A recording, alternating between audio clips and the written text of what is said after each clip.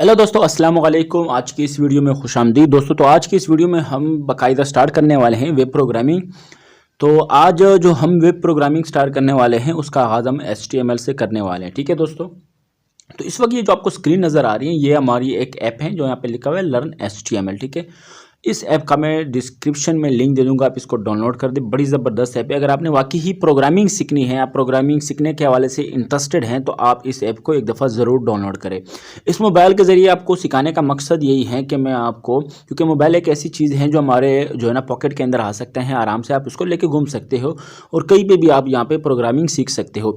तो आज का जो दौर है वो डिजिटल दौर है और आपको अगर कंप्यूटर के हवाले से कुछ नहीं आता तो आपको कह सकते हैं कि ये अनपढ़ है, क्योंकि आज कंप्यूटर का दौर है तो आपके पास कंप्यूटर का हुनर होना ज़रूरी है और इसमें सबसे इंपॉर्टेंट चीज़ है आपके पास प्रोग्रामिंग का। तो इसका आगाज़ हम वेब प्रोग्रामिंग से करने वाले हैं और ये बहुत इजी भी है और यहाँ पे और ये बहुत आसान भी है। ठीक है दोस्तों, ये कोई जो मुश्किल नहीं है, इसमें कुछ ऐसी रॉकेट साइंस भी नहीं है, ये बहुत आसान है। आप आसानी से इसको सीख सकते हैं, इसको आप समझ सकते हैं। ठीक है दोस्तों, यहाँ पे मैं रिकॉर्डिंग भी चेक कर लूँ। अच्छा, रिकॉर्डिंग हो रही है। तो ये बड़ी ज़बरदस्त है और आप आसानी से सीख सकते हो। इंशाल्लाह मैं आपको ऐसे सिखाऊंगा जैसे हम छोटे बच्चों को प्रोग्रामिंग सिखाते हैं। अगर आप नए हैं और आपने अब तक प्रोग्रामिंग के हवाले से पता नहीं है या आप इंटरेस्टेड हैं सीखने के हवाले से, दूसरी बात यही है कि आजकल ये जो प्रोग्रामिंग मैं आपको पढ़ा रहा हूँ ये 10वीं क्लास में पढ़ाई जाती है। ठीक है दोस्तों, तो यहाँ पे हम बाकायदा आगाज़ करने वाले हैं HTML से और ये मैं बताऊँगा ये कहाँ पे इस्तेमाल होती हैं। जब हम वेबसाइट बनाते हैं तो वहाँ पे हम जो फ्रंट एंड हमारी जो चीज़ नज़र आ रही होती हैं वो हम HTML से करते हैं। ठीक है दोस्तों, तो यहाँ पे हमारी एक पूरी सीरियल होगी HTML का, क्योंकि मैं एक वीडियो में तमाम तर चीज़ें आपको नहीं बता पाऊँगा क्योंकि वीडियो काफ़ी लंबी हो जाएगी, तो फिर आपको उसके लिए समझना भी बहुत मुश्किल हो जाता है। तो मैं कोशिश करूँगा कि मैं आपके लिए छोटी छोटी वीडियो बना के आपको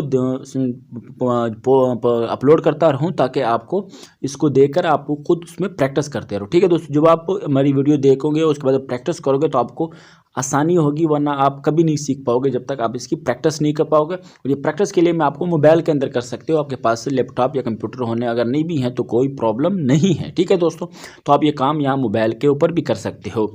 तो हम बाकायदा शुरू करते हैं इस वीडियो को और ये है हमारा सबसे पहला प्रोग्रामिंग है वो HTML और यहाँ पे हमारे पास लफ्ज़ आ रहा है HTML5।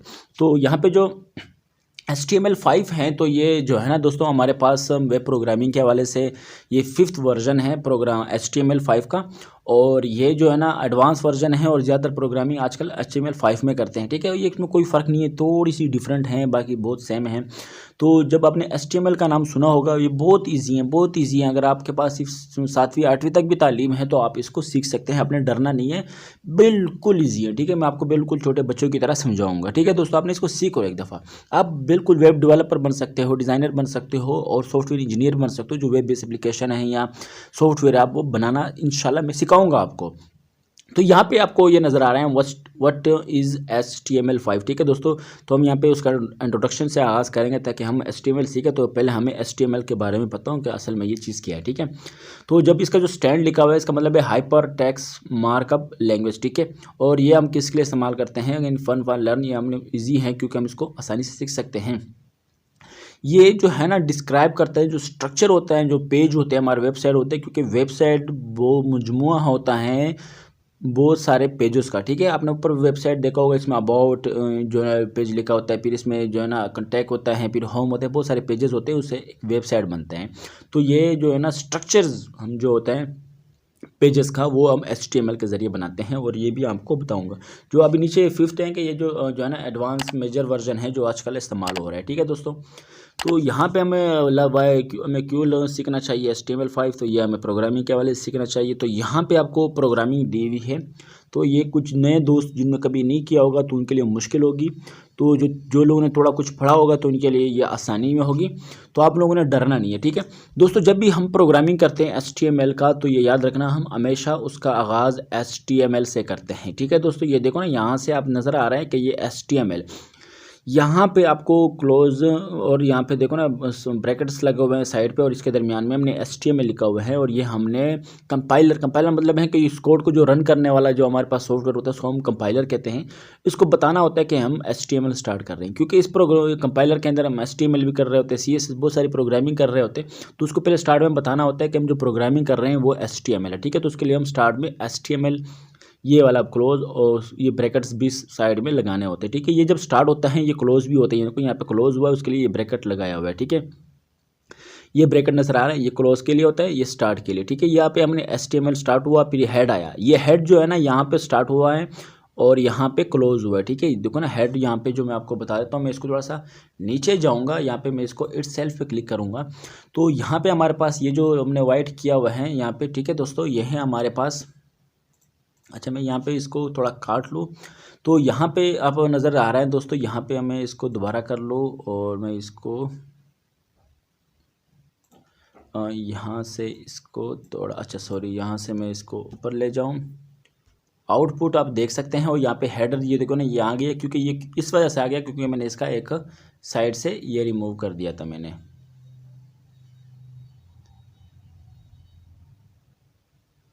तो यहाँ पे मैं ऐसा करूँगा और यहाँ पे मैं जो ब्रैकेट हैं वो लगा दूँगा, ठीक है दोस्तों। तो ये यहाँ पर हम आउटपुट करेंगे तो हमारे पास इसका ये आउटपुट आ रहा है। यहाँ पे हमारे पास HTML स्टार्ट हो रहा है, हेड आ गया, हेड के अंदर हम टाइटल लिखते हैं, ठीक है दोस्तों।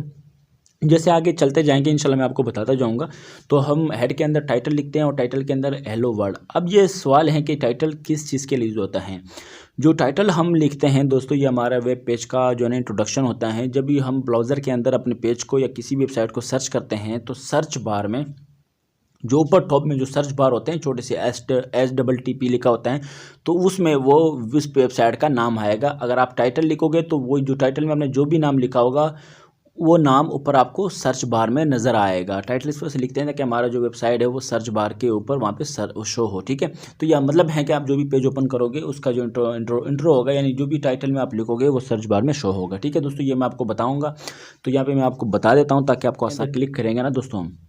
तो यहाँ पे जब भी हम कोई वेबसाइट सर्च करते हैं ना, यहाँ पे ये जो चीज़ नज़र आ रही है ना www, ठीक है। मैंने यहाँ पे वेबसाइट सर्च किया तो यहाँ पे देखो ना google.com लिखा हुआ है, ठीक है। ये मैंने सर्च किया था तो ये जो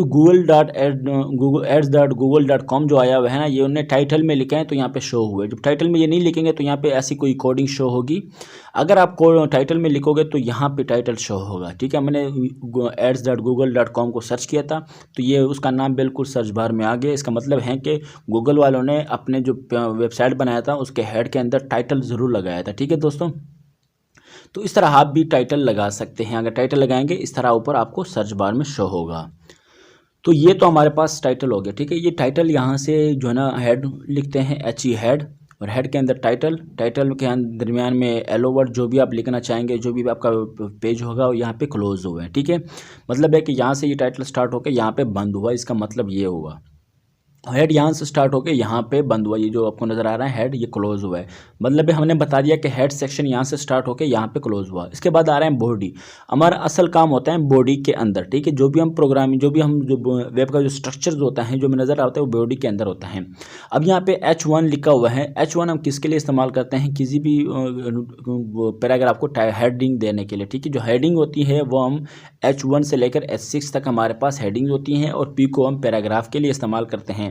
यहाँ पे बॉडी स्टार्ट हुआ था, यहाँ क्लोज हुआ। देखो ना यहाँ पे हेडिंग स्टार्ट हुआ, यहाँ पे क्लोज हुआ। हमने बताया कि यहाँ इस हेडिंग जो स्टार्टिंग और क्लोजिंग टैग के दरमियान में जो भी हमने लिखा है उसको हम, ये आपके पास हेडिंग हो गया, और यहाँ P से लेकर यहाँ इस P के लास्ट तक हमारे पास जो भी हैं ये पैराग्राफ है, ठीक है।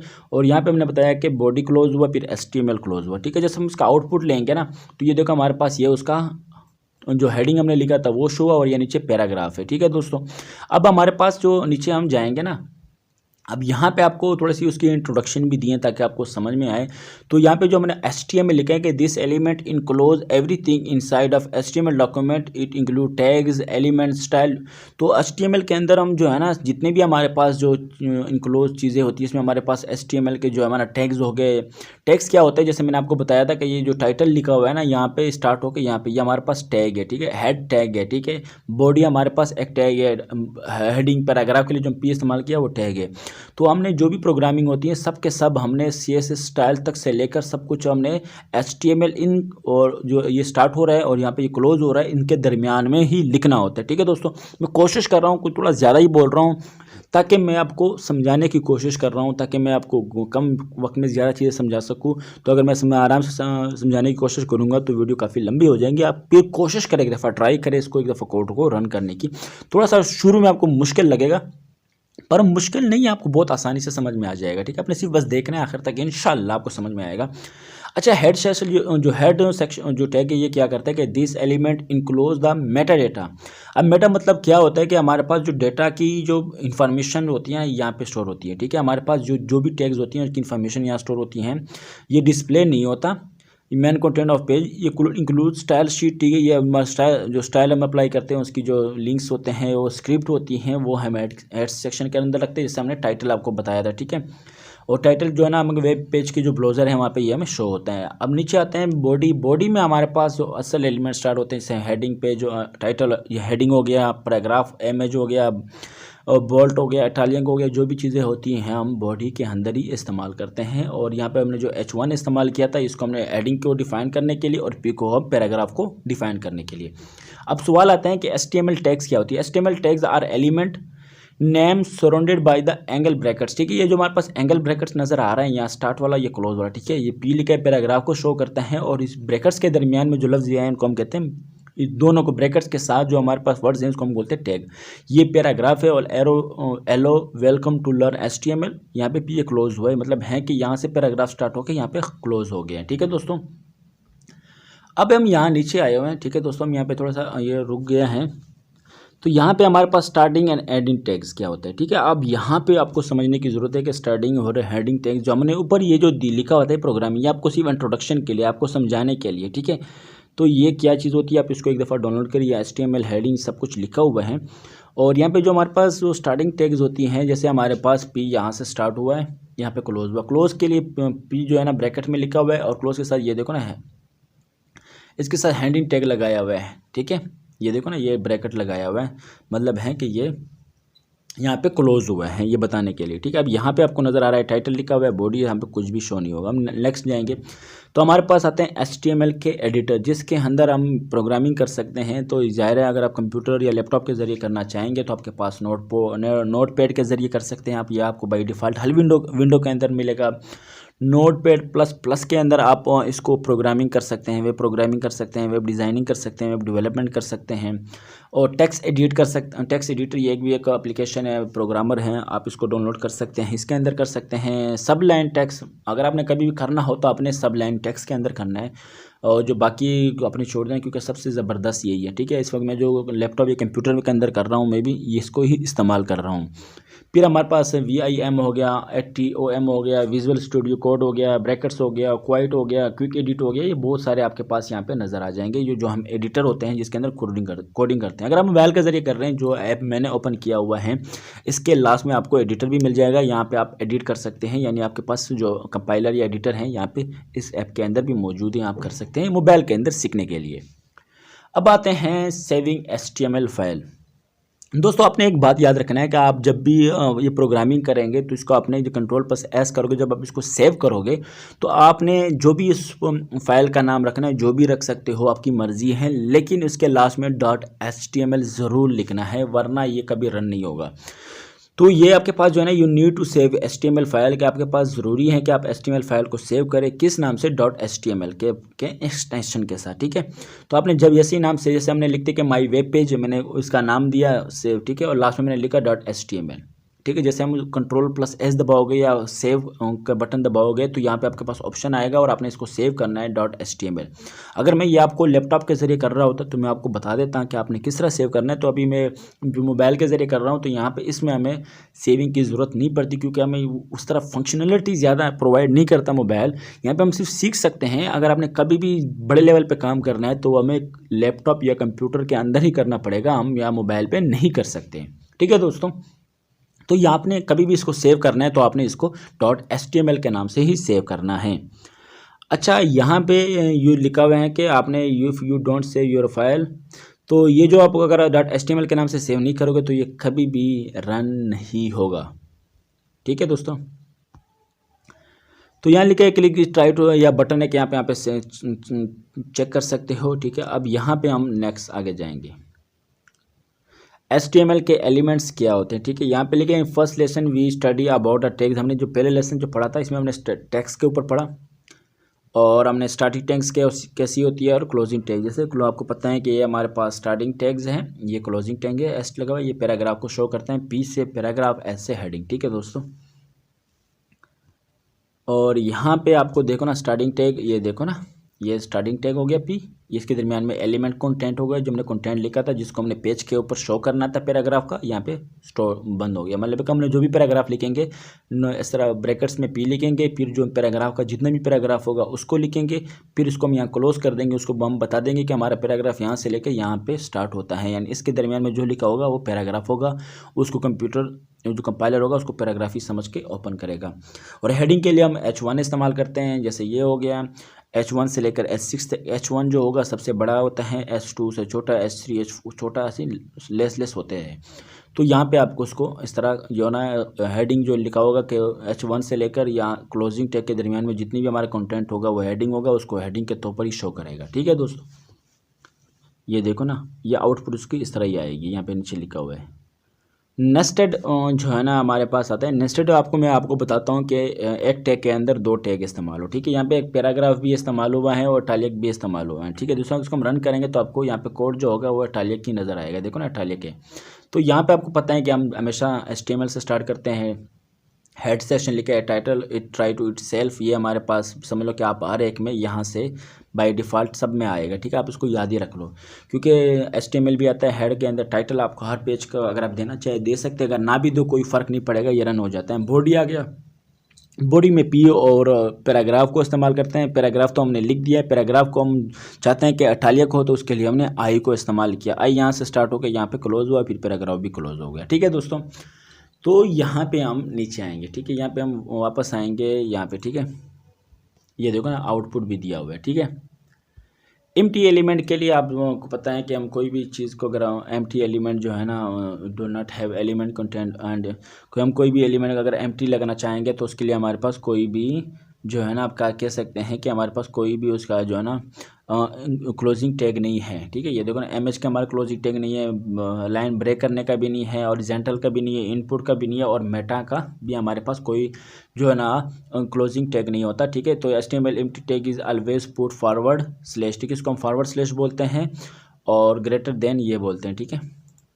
अच्छा, यहाँ पे हमारे पास एट्रीब्यूट आ गए हैं HTML के, तो यहाँ पे आप इसको एक दफ़ा पढ़ सकते हैं कि हमारे पास ये उनके एट्रीब्यूट्स हैं। तो यहाँ हमारे पास लैंग हो गया, ठीक है। अब इसको जो है ना क्यों इस्तेमाल करते हैं, असल में ये हमारे पास लैंग्वेज शो करता है कि हमारे पास जो लैंग्वेज इस्तेमाल कर रहे हैं वो इंग्लिश इस्तेमाल कर रहे हैं। तो ये आपको फ़िलहाल सीखने की ज़रूरत नहीं है, ये इतनी इंपॉर्टेंट भी नहीं है, ये बाई डिफ़ॉल्ट आप कॉपी पेस्ट कर सकते हैं। अगर आपको प्रोग्रामिंग आ जाए, बस आपने क्या करना है कि आपने बस सिर्फ जो है ना सीखना है, बाकी आपको हर चीज़ कॉपी पेस्ट ही करना होता है।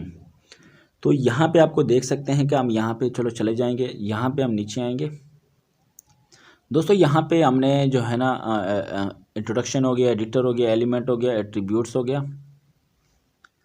यहाँ पे हमारे पास हो गया कमेंट्स। हम कमेंट्स किस तरह कर सकते हैं, तो हम जो कमेंट्स करते हैं ज़ाहिर है कि हम कमेंट्स के लिए ये सेक्शन जो है ना ये जो है ना इस्तेमाल करते हैं। ये जो है ना हम इसको लेस देन बोलते हैं, तो ये जो है नॉट और ये वाला इसके दरमियान में जो भी चीज़ लिखेंगे ये कमेंट होगा, ये कभी भी ओपन नहीं होता। तो दोस्तों यहाँ पे हम कमेंट्स के लिए, असल में कमेंट्स जो है ना किस चीज़ के लिए यूज़ होती है मैं आपको बताता हूँ। जब प्रोग्रामिंग कर रहे होते हैं तो बहुत ज़ाहिर बात है, हम कोई चीज़ हमने कुछ चीज़ शो करवानी होती है कि हमने फ़लाँ कोडिंग किस के लिए, फ़लाँ सेक्शन किस के लिए इस्तेमाल किए हैं कोडिंग के अंदर, तो दूसरा प्रोग्रामर ताकि उसको आसानी हो उसको समझने के लिए, तो उसमें दरमियान में हम ये कमेंट्स लिखते हैं ताकि ये वेज पेज के ऊपर शो तो ना हो, लेकिन जब उसको हम कोडिंग कोई अगर उसको रिव्यू करना चाहे तो उसको पता चल जाए। वहाँ पे हम ये लिखते हैं कि फ़लाँ मकसद किस चीज़ के लिए। जैसे मैं नीचे एग्जांपल दिया हुआ है कि sentence show on the browser, ठीक है। तो ये पी लिखा हुआ है, तो यहाँ पर जो पी है हमारे पास, ठीक है, ये पैराग्राफ हो गया, यहाँ पे पैराग्राफ क्लोज हो गया। आपको पता है कि हम पैराग्राफ के लिए पी को इस्तेमाल करते हैं। तो sentence show on the browser ये शो हो जाएगा, ये सिंगल लाइन कमेंट्स है, तो ये नीचे जो सिंगल लाइन कमेंट्स है ये कभी भी प्रिंट नहीं होगा, ठीक है दोस्तों। तो इस तरह आपको नीचे दिया हुआ है। तो दोस्तों यहाँ पे देखो ना, हमने ये जो 3 चीज़ें थी ये शो हो गई और इसके साथ साथ बाकी चीज़ें शो नहीं हो गई, ठीक है दोस्तों। ये देखो ना यहाँ पे पी पी पी एक पैराग्राफ क्लोज, यहाँ पे दूसरा, यहाँ पे तीसरा डिव लिखा हुआ है, तो ये भी आपको बताऊंगा, ठीक है दोस्तों। तो यहाँ तक हमने आज वीडियो में कर लिया। इंशाल्लाह हम नेक्स्ट वीडियो में इससे आगे चलेंगे और मैं उम्मीद करूँगा कि यहाँ पे अब तक समझ में आई होगी। अगर फिर भी इसमें कोई आपको सवाल है या कोई आपको मेरी अल्फाज समझने में मुश्किलात हो तो आप कमेंट बॉक्स में राय ज़रूर दे सकते हैं। इंशाल्लाह मैं आपको एक से और वीडियो बनाऊंगा ताकि आपको मैं इससे और अच्छे अंदाज में समझाने की कोशिश कर सकूं और मैं आपको समझा भी पाऊं।